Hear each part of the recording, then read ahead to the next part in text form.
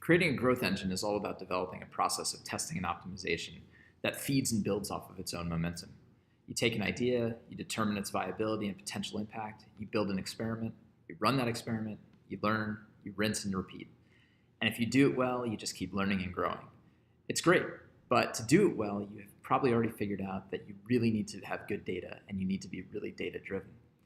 Every growth marketer talks about being data driven, but the truth is we're not all data analysts or data scientists. If you're a genius with a spreadsheet, or even if you can do wildly complex SQL queries, that doesn't make you a data analyst. Do you know how to run a regression analysis? Do you know what a random forest regression is? Actually, neither do I.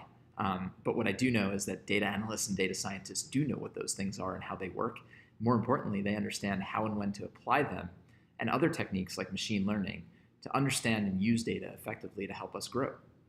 It really took me a long time to figure out that we were only scratching the surface when it came to being a data-informed organization in the absence of a true data analysis team.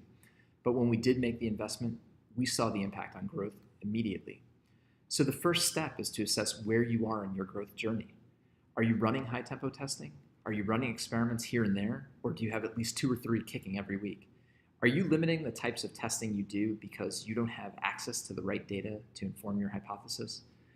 Are you able to analyze short, medium, and long-term effects for the tests you run? Or do you only have insight into the immediate impact?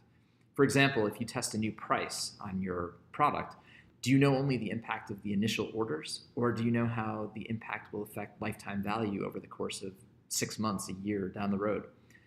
If you're struggling with these kinds of questions, then it's time for a data analyst or data team, which may be made up of a single data analyst, consultant, data scientists. It depends on your needs. Data analysts can help you in many ways. They can help you define success metrics that are actually measurable before you start a test, which can be really important in not messing up a test. They can do predictive modeling projects that show you when and why customers are likely to churn, for example. They can find trends in your KPIs that can inform your planning and decision making. But they can only do that if 2 things happen.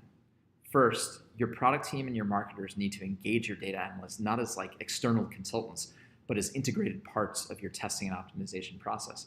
And that might be hard if you have to outsource some of these people, but if they're not interconnected in the process, it's going to be hard to really get great value out of them. If you simply delegate all of the analysis and critical thinking to your data team, you're making a mistake. Your data team doesn't have the context of customer interactions to help understand the why behind a result. Test metrics, results, these need to be part of the dialogue. Secondly, your data team needs to be made up of great communicators. You're going to have limited resources for this role or roles, but whether you engage a consultant, a college student, or hire a data analyst, which I would highly recommend you do if you can, you and they need to understand that their job is as much about data as it is about communications of that data. The ability to evangelize what they learn from the data they are looking at, and the ability to translate that back to stakeholders, you and others, in meaningful ways who have less data acumen than they do. That's really the critical part. So essentially, it comes down to identifying if you're ready to step up your data game. Is your growth process going to thrive if you don't? Do you have the resources in-house to take this step? Do you have someone who's truly skilled in this area, or do you actually need to go out and find this talent, whether you need to beg, borrow, or steal it?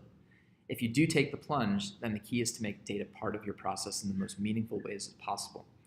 Your data person or team shouldn't be just sitting in a corner doing data. They should be engaged contributors, teaching you and your team how to interpret and use data for good decision making.